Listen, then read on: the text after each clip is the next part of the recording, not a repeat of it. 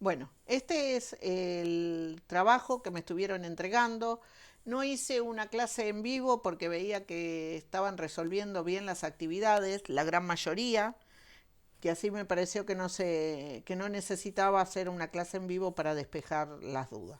Y cuando tenían alguna corrección, devolvía el trabajo y después, cuando me volvían a mandarlo por el Classroom, realizaban bien los ejercicios, que así por eso no hice ninguna clase de consulta.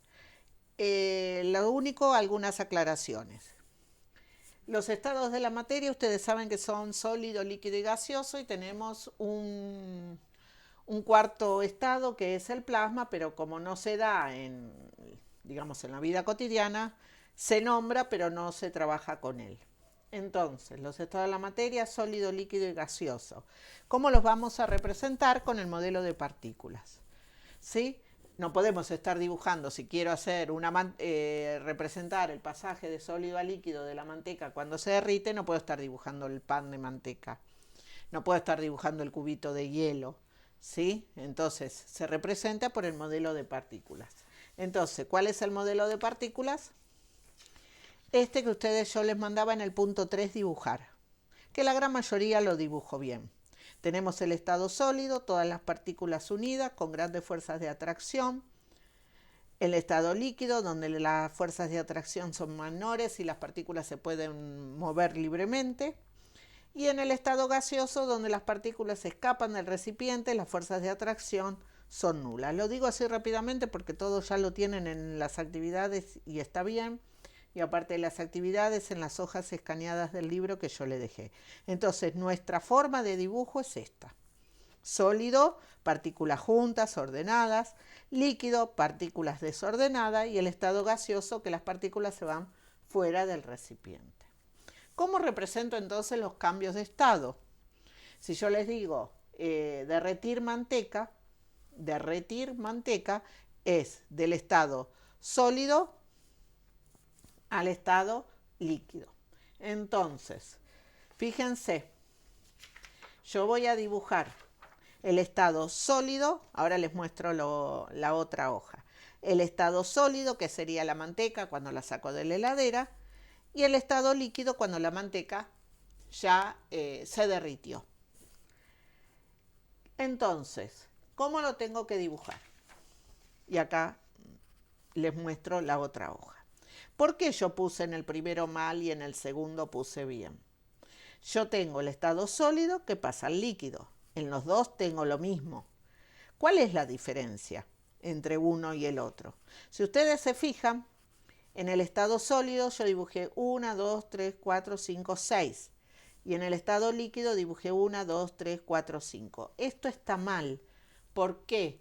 Porque si yo tengo una sustancia que cambia de estado, la sustancia es la misma, sigue siendo manteca, nada más que una en estado sólido y el otro en estado líquido.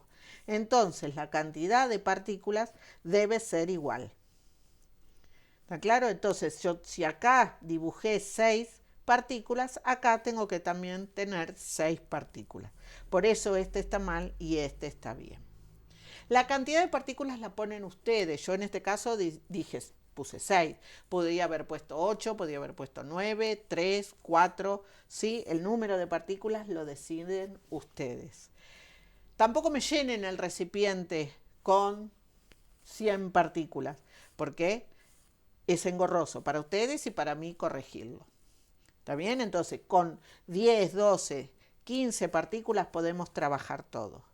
Entonces, cuando yo tengo una sustancia que cambia de estado, escribo los estados de los cuales el inicial y el final y coloco el número de partículas que se me ocurre en ese momento. Y si yo acá empecé con 6 partículas, tengo que terminar con 6 partículas. Entonces, esa era otra de las aclaraciones que les quería hacer. Y por último, que vi que muchos ponían, era la pregunta, la del punto de fusión y ¿cuál es la diferencia? La 8, entre el punto de fusión y ebullición. Entonces me ponían que el punto de fusión es de sólido a líquido y el punto de ebullición es de líquido a gaseoso. En realidad no es el pasaje, es la temperatura a la cual existen los dos estados a la vez. ¿Está claro? Entonces el punto de fusión es la temperatura. Punto es una temperatura en la cual el estado sólido y el estado líquido existe a la vez. Por ejemplo, cuando ustedes sacan un cubito de la heladera y lo dejan en el vaso, hay un momento y largo, más ahora en otoño que en verano, pero en donde van a ver que tienen el cubito en estado sólido y el agua, o sea, el cubito que se está derritiendo. Entonces ahí tienen los dos estados a la vez. Entonces es punto de fusión, punto de ebullición. Tienen los dos estados a la vez. Sólido, yo dibujé 3 partículas juntas, líquido, 3 partículas desordenadas. Y el punto de ebullición es de líquido y gaseoso. No, de líquido a gaseoso, no, líquido y gaseoso a la vez.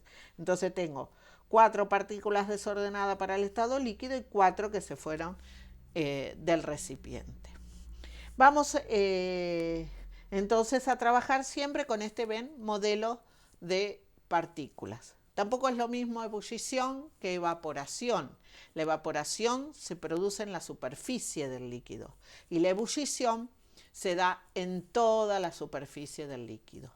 Esa es la diferencia también entre evaporación y ebullición. Pero bueno, más o menos ustedes todo eso lo tienen bien hecho y respondieron bien.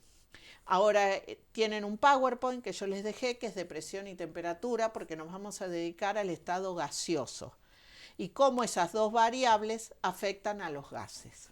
Eso todo lo tienen en el PowerPoint. También tienen las unidades que se usan para medir la presión, que son milímetros de mercurio, milibares, hectopascales, y para medir la temperatura. Nosotros usamos el grado Celsius, pero también existe la escala Fahrenheit y Kelvin. Habrán visto en las películas que muchas veces dice hace 300 grados. No, no es que hace 300 grados. ¿300 grados qué? 300 grados Fahrenheit. Lo que pasa es que en Estados Unidos se usa ese grado Fahrenheit. Y en otros países también, generalmente Kelvin se usa en los laboratorios, no tanto en los países no se habla de Kelvin, sino siempre Fahrenheit o grados Celsius. Y en los celulares también.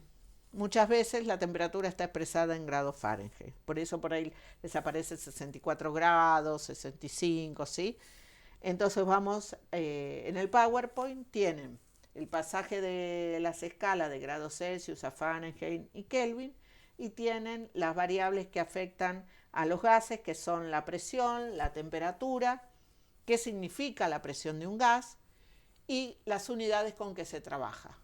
Después de eso tienen para hacer la experiencia que es el armado de un barómetro. Pero bueno, eso está en el otro video.